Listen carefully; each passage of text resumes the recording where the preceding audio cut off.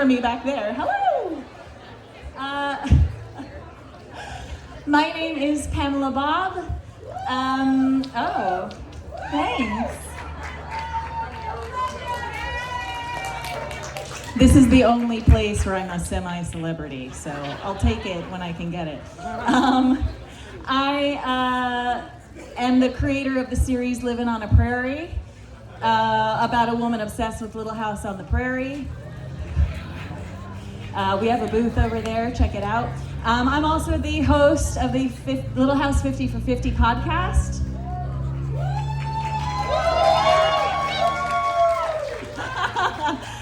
And this is the panel that I've been maybe the most excited about for this entire 3-day event, because we're talking about Little House being a safe space, and in my opinion, that is the reason why this show has endured for 50 years and will continue to endure. And for many people who have and are currently people in trauma, Little House has actually played a very major role in healing. And so we're going to talk about some of that today. I'm thrilled for the women we're about to meet. Oh, and just so you know, Allison will be here, but towards the end of the panel, so don't be upset if you don't see her right now. She is coming, okay? The first lovely lady I want you to know about is Jan Brawler.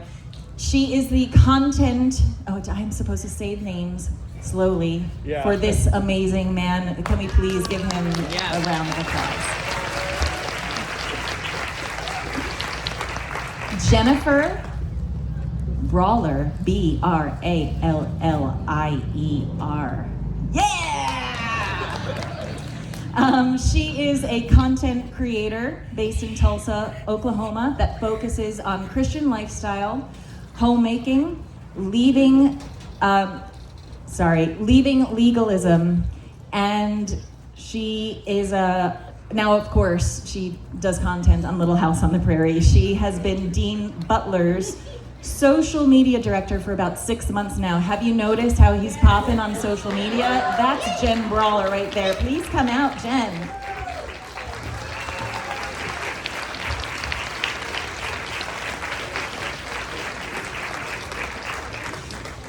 Okay, our next guest, I'm thrilled and honored to have Jan Broberg. Have you guys, Jan Broberg? Jan Broberg is an actress with a personal story that went viral when her Netflix doc came out, Abducted in Plain Sight.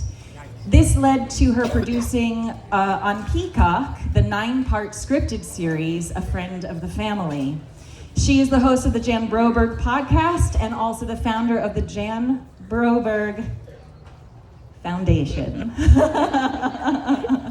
a nonprofit organization. Please welcome Jan Broberg.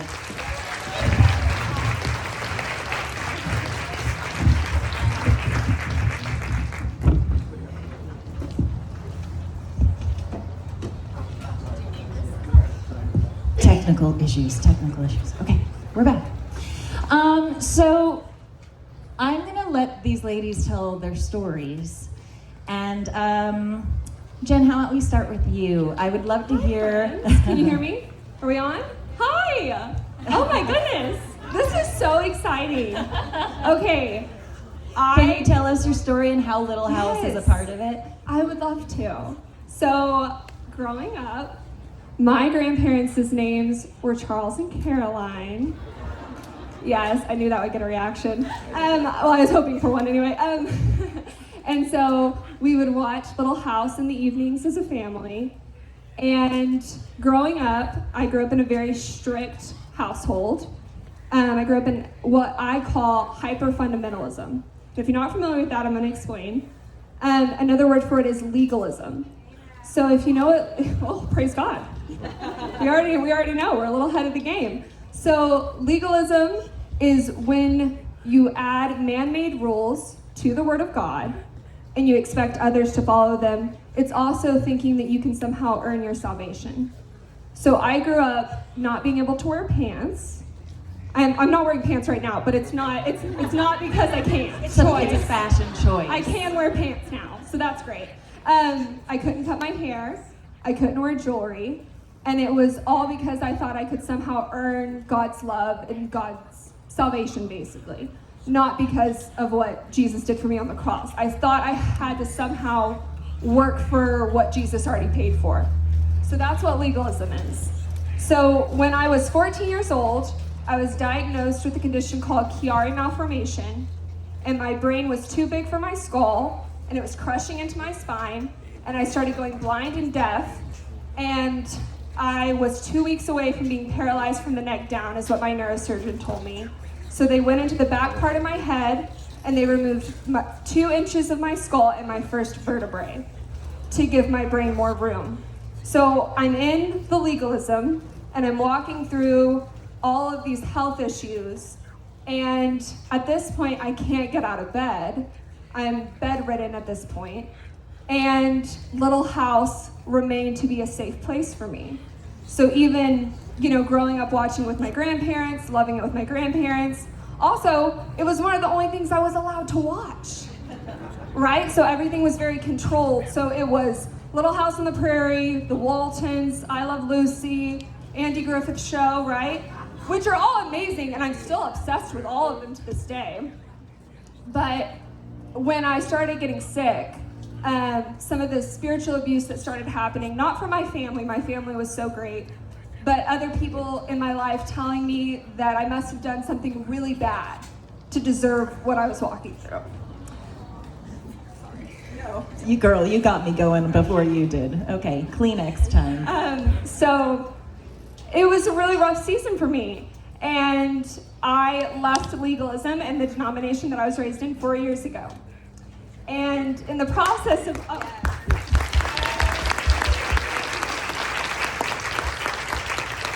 a lot of big life things started happening for me.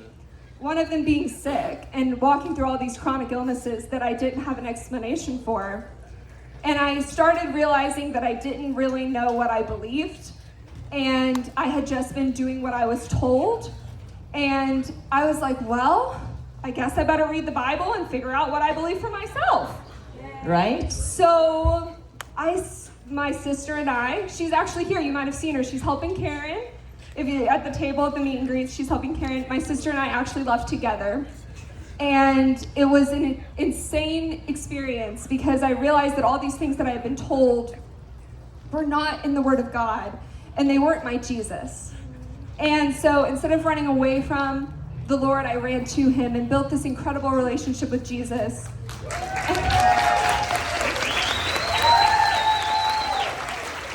God. Wow. I told Pamela that I was a little nervous talking about Jesus, but apparently that's okay.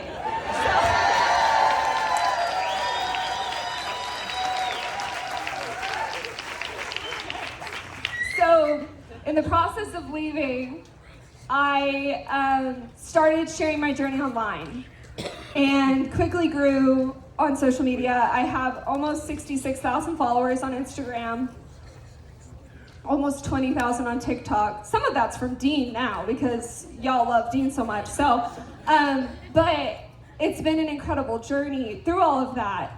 And then 6 months ago, I did a collaboration at a Little House event in Pawhuska, Oklahoma. And that's where I met Dean. And we started talking. And he's like, Jen, I have this book coming out, and I have no social media. I was like, well, let's talk. You're gonna hire me right here, right now, and let me just do it. And it's so crazy. I only knew him for 2 days. I left with his Instagram login, and I'm literally, my husband and I are headed home from Pawhuska, and I'm like, I have Manly's account right here on my phone. I just, oh my goodness. It's crazy. We have weekly meetings, and every time I get a little nervous because I'm like, oh, Manly's calling me. You'll get over that. Yeah, we'll get there. So I've been working with Dean now for 6 months, and oh my gosh, just he is who you would think he is. He is through and through the kindest, most gentle, kind man I've ever met. Like, so sweet, so kind. And that's why I'm here, guys. So that's a little rundown of my story. Yeah. So was Little House something you and your family would watch together? And did you find that it was an escape for you? Or was the Little House version of Christianity safer than what you were experiencing in your own life? I think, so yes, we would watch it as a family, specifically with my grandparents. My sister and I would watch it in the evenings with them. And all the CDs, all of them, we had the whole series. So we would watch them in the evenings. And my papa has now passed away. And so me being here is very surreal. But I think that what I loved about Little House is that it's obviously not a Christian show. Like, it's not Christian based, but the morals and the values are very similar to Christianity and what we know to be true. And so it's been, for me, it was just so cool. And even now being an adult, and I'm married, we've been married for 3 years, having my own home, thinking about children in the next few years, it's like, I know that this is gonna be a safe place. This is something that I'm gonna wanna pass on to my children, that I'm gonna want my kids to watch and experience. And I'm a Jew from New Jersey, and I loved the morals and the values too, you know? And then he'd throw in Percival, and I thought, that's my guy. Perfect, love Percival, the best. And on that note, sorry. Jan, please tell us a little bit. Jan's story is very multifaceted, and it's almost rude for me to ask her to sum it up in a nutshell because there's a lot to it. So I urge you to please, if you haven't seen the documentary or the series on Peacock, please, please, please check it out, please. Thank you. Isn't Jen and Pamela Christian Jew? I'm in the middle somewhere, just encompassing the whole world who has survived trauma and child abuse, tween abuse, teen abuse, young adult abuse, rape, incest, all the words that we don't like to say out loud. I say them. I interview survivors on my podcast. I interview experts who were survivors who have now come into the healing modalities that they practice, or therapy practices, or many other things. And I will tell you my story in a nutshell. That's okay. You can check it out, Abducted in Plain Sight. There's a Peacock documentary called A Friend of the Family, True Evil. And there's a 9-part scripted series where Colin Hanks plays my dad, and he's amazing. And it's 9 episodes long, and so you can really see how families are groomed, how perpetrators infiltrate your congregation, your school, your home, your community center. They're generally people that we already know, we already love and trust. In my case, a family moved into our neighborhood. We met them at church. This man was married with 5 children who matched me and my 2 sisters, younger sisters in age, and he began the process of making sure that we were best friends. We did hundreds of activities with this family, and 3 years later, when I was 12 years old, he kidnapped me, picked me up from my piano lesson to take me horseback riding, which we had done other times, and this time drugged me. And I woke up in the back of a motorhome with my wrists and ankles strapped to the bed. And yeah, it's a crazy story with a box type of thing. It's hard to describe, like a intercom. And in the box was a voice, in a high-pitched monotone voice, speaking to me as this little 12-year-old girl, very prepubescent. That didn't happen until I was 17, many years later. And I was a real tiny little thing. And I got the message that I was supposed to save a dying planet by having a baby. And I didn't even know with who or how to do that. I had no idea. I was very innocent. And this was all concocted by this man over those 3 years to commit the perfect crime.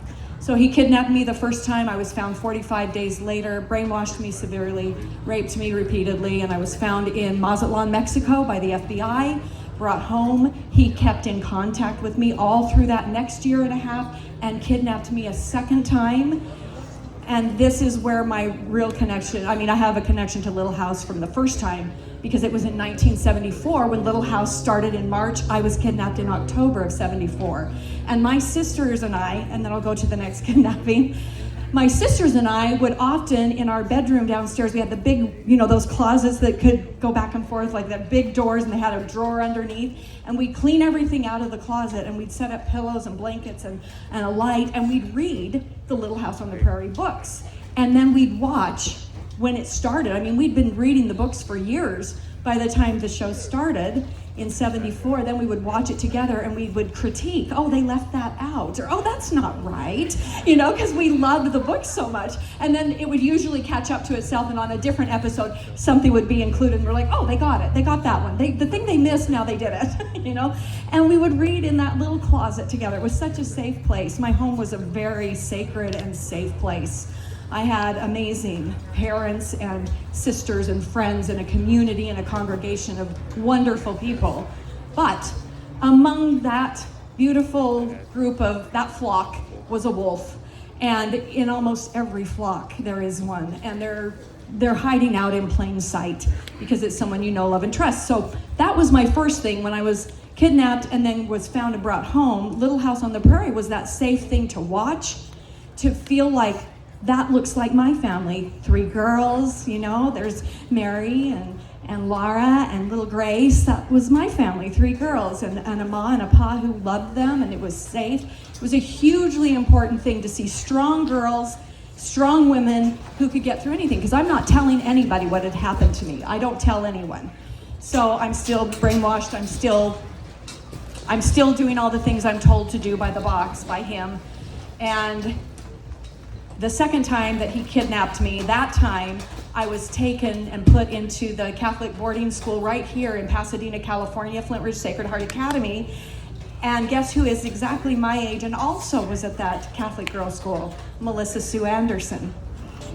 So I would be in a class. She doesn't even know my real name because he had given me a different name and said that he was my father. My mother had been killed in Lebanon, in the crisis, and he was the CIA guy, which was all a lie. But those nuns, they kept me safe because they thought my mother had died. They really saved my life, and I learned how to be a Catholic girl. And he gave me this little tiny television in this little silver square box. The screen was about like this, like 4 by 4, 5 by 5 inches. It was so tiny. It had an antenna. And of course, that wasn't really allowed in my little dorm room with my Japanese roommate, who was the sweetest thing. But at night, after we'd gone to bed, I'd get it under the covers, and I'd pull the covers up over my head. And on Monday nights, if I got the antenna just right, I could watch Little House on the Prairie. And literally, it was the thing that said, you will be okay. You are strong enough to do these things that I thought I had to do. And that you have a family like this one that's waiting for you. And when this is over, you'll be able to be back home. And it was hugely comforting and important for me to have that. And then on Thursday nights, it was Charlie's Angels. Love.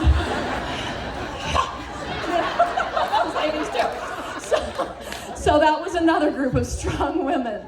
And anyway, it's just amazing how being able to put yourself there, and being a little actress myself. I started acting when I was 6 and played little Gretel in The Sound of Music in our big community university play, and I've been acting ever since. I have lots of things. So anyway, that was why Little House really saved my life in so many ways. Thank you. I got to interview Allison on my podcast recently when Pamela started reaching out and knew my story and was like, Allison has a story. Wait. So I listened to her. I don't know Jan. I see her, watch her documentary, and crazed by it. Then I watched the Peacock series, which goes even more into depth of how this process happened with her story. And then I start listening to her podcast, which I urge all of you also to listen to her podcast. It's the purpose of it is to educate on what grooming is, on what trauma is, on what healing is, especially for parents. It's an important podcast to listen to. But so I'm listening to her podcast, and I've heard you say on a few different podcast episodes, we loved Little House on the Prairie, and we watched Little House, and you know us bonnet heads, we're like, tick, she's a bonnet head, cool. But then on another episode where she was telling her story, she said how she ended up in this boarding school and Melissa Sue Anderson was in her class, and I went, stop everything. Allison needs to know Jan. Jan needs to know Allison. When Allison gets here, she'll tell you her story of how Little House saved her life. But I'm telling you, I get emails, you guys write in to the podcast, or you'll comment, and the amount of comments or emails that I get with you all telling your story.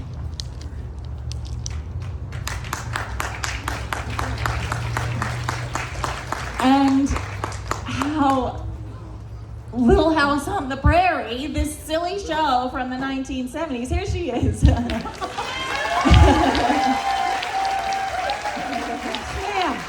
Yes, ma'am. How this show literally have saved, the second time today I need tissues on this stage. Thank you so much. No How point in this show, Little House on the Prairie, literally saved people's lives. I'll let Allison take it from here. Hi. She'll brighten the mood a little bit now. So, yeah, people have said, did Little House or being Nellie Olson save your life? And, when they first started to ask me that, I was like, that sounds silly. Oh, no. Oh, wait, yes, it did. As I said in my book, how so many people needed Little House and needed Nellie Olson, nowhere as much as I did. I was extremely shy as a child. I was not the Nellie at school. I wasn't even the Laura at school. I was baby Carrie. I was the total bully fodder. I was just doomed. And I, like some people talking here in the panel, I was very badly abused as a child. It was not cool. And there I am, shy, holding this secret, not telling anybody anything, and trying to work as a kid actor. And then I get Little House on the Prairie, and weirder still, I'm the villain. I'm this big, bad, intimidating, scary person that other people are afraid of. You have no idea how fantastic this was for me. I can walk into a party and I'm shy and I don't know what to say, and everybody backs up like 3-4 feet. So I have time to get used to the room, and chill. And the main thing anyone who suffered abuse as a child or any kind of trauma and is dealing with is there's all this misplaced rage and anger. Like, where does it go? What were you supposed to do with this? Sometimes the person who abused us is long gone. Sometimes they died. It's like, who are you going to tell? And I had all this. And then they said, break everything in this room. Scream at the top of your lungs. Hit this girl in the face. Throw things. Jump up and down. Wave your arms and shriek. And I went, wow, how much am I paying for this therapy? What does this cost? This is a new therapeutic plan that someone has invented. It was fantastic. I just let it all out. And I mean, in my 22 years and 3 shrinks later, they've said, that is amazing. And you would have paid good money for that therapy. And it did wonders for me. And then, as I said, Little House. Talk about a safe space. Everyone was so kind, and Melissa and everyone, and Jonathan, I talked about how respectful they were, and even baby Carrie, Rachel, so kind to us child actors. So we were in a safe place where everyone was supportive and nice to us. I was like, this is incredible. I mean, there was just a documentary just on about, what was it? Quiet on the Set. Was it Nickelodeon? It's on Max. Quiet on Set. And I say, was it Nickelodeon? Because there's like 4 or 5 all children networks, and they're all abusing children there. So it's hard to keep track. It's pretty bad out there. It's right. As I said, being on Little House was winning the lottery for child actors, because I've heard terrible stories from my friends on other shows. But as Rachel and I said, if someone bothered us on Little House and we told the crew, they wouldn't find the body. So we felt very safe there, and it was very unusual. So to have that experience where I was supported and cared for and allowed to play someone who could vent her rage, and then have this wonderful thing that I've been able to help. I'm the president of the board of directors of the National Association to Protect Children. and I'm able to use my fame. I've changed laws in 7 states and at the federal level. We got more, the wonderful people at ICAC, the Internet Crimes Against Children Task Force, who check on the trafficking and the child porn and bust those guys. We got them more money in their budget and more manpower and more tech. We got them technology. We got people to invent stuff for them and go, here, free software. It would cost millions, but we're giving it to you. So yeah, I did that. And that's because, hello, of Little House on the Prairie. So.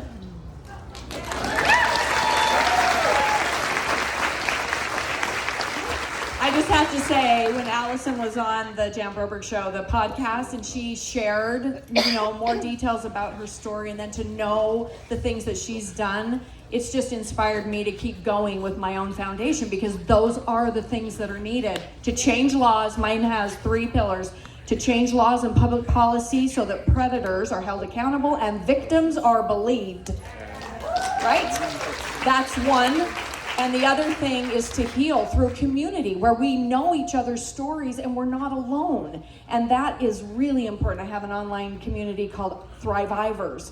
And you can come there and tell your story and you'll be believed, never blamed. We will hear you and see you, which is also so important for anybody who has survived sexual assault, trauma, or violence as a child, tween, or teen. And then the last thing is awareness, public awareness.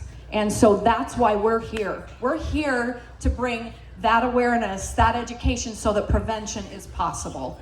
So thank you to the other people here to have us. And Allison, thank you. Tell me when 10 minutes is up. They're going to tie me to the front of that golf cart and drive me away again. Okay, I have time? I have time. Okay, good. Yeah. Well, now what do you want to talk about, right? No, I just find it fascinating that these different experiences, the Little House as a safe space is coming from 3 different perspectives, and Allison's literally not because she watched Little House, but because she was in Little House on the Prairie, which is just so extraordinary. And do any of you relate? Do any of you have maybe survivor stories, trauma stories, healing through Little House on the Prairie? Just trauma stories. Raise your hands. Do you have one? Usually about 1/3 of the audience, anywhere we go and talk, if we asked you to stand up, it'd be almost 30 to 40%. That's how many. 1 in 3 girls, 1 in 6, which they say is really low, Well, but it's 1 in 6 boys. guys, because guys don't tell. Guys It don't would tell. be more than 1 in 6, Right. But It's huge. Jan, your assistant Karen told me that on your online community and in these survivor communities, that often it is a common conversation and common groups come together discussing how Little House on the Prairie was used for healing for them. So this is not a one-off. This is not just sort of one person's story. This is a thing. This is a real thing.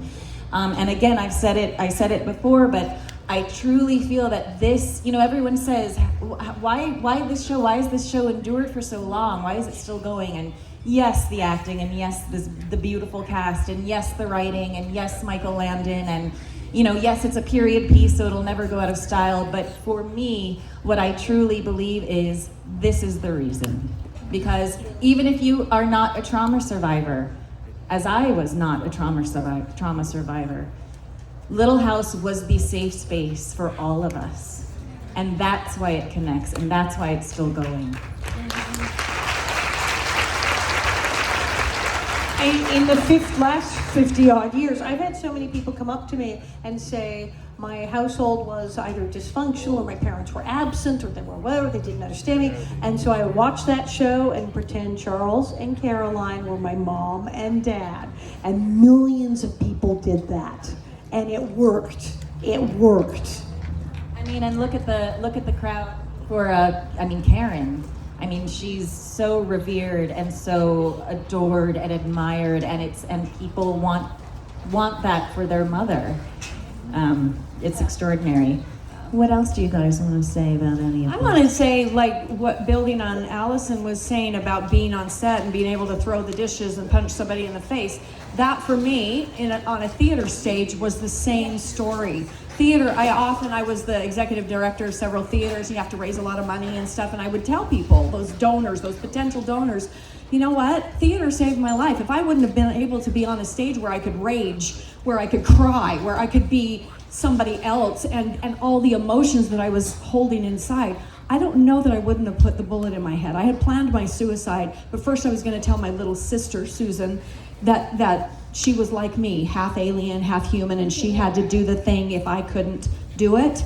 And on my 16th birthday, I was supposed to have had this baby, alien baby, to save the planet. I know it sounds crazy. Please watch. Yeah, Watch the series. Her story was something else. The people who abused her were seriously like gone, these people. Yeah, he was something. And It's I like wasn't the alien first. baby. Holy shit! I mean, really? Yeah. It was extensive brainwashing, mind control, manipulation, but the way he did it was so subtle in the way that he would take a familiar thing like a religious teaching or something, and he knew how to just twist one little part. And that's how groomers, master manipulators work. It's a tiny bit, so you won't tell, or so you think you're special. There's a threat and a reward at the same time.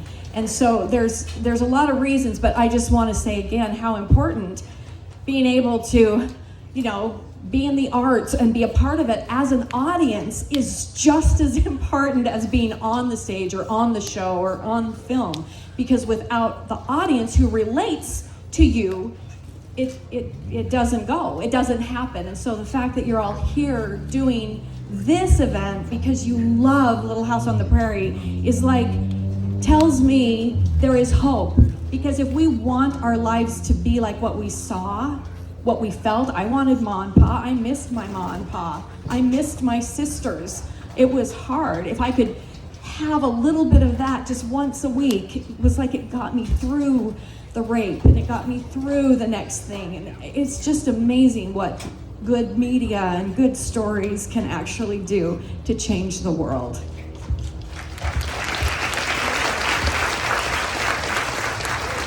Another thing that I think that I want to note is we're talking a lot about physical abuse, we're talking a lot about mental abuse, but spiritual abuse is very real.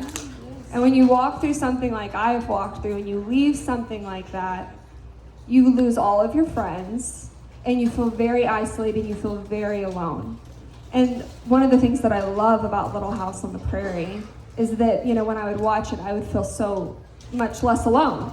We're talking about they were your family, this was involved, and for me it holds so much nostalgia of being 5 years old and feeling safe with my grandparents, And so rebuilding that community, I think Jan and I were talking backstage of we are here because we want you to know you're not alone.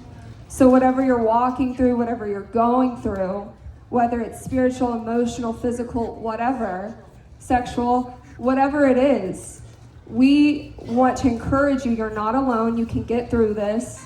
And thank God for Little House on the Prairie.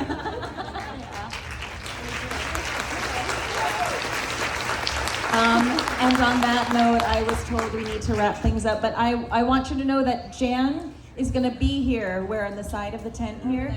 She's going to stand on the side of the tent. She has books with her, and she also... she just says she will welcome any survivor that wants a hug and to share their story. I want to thank you all very much. I'm so thrilled and honored. Thank you for being here. Thank you for listening. I hope it made an impact on you. And let's all be kind and love each other, right? Prairie on. Thank you. Prairie on. Heal. Thank you. Thank you.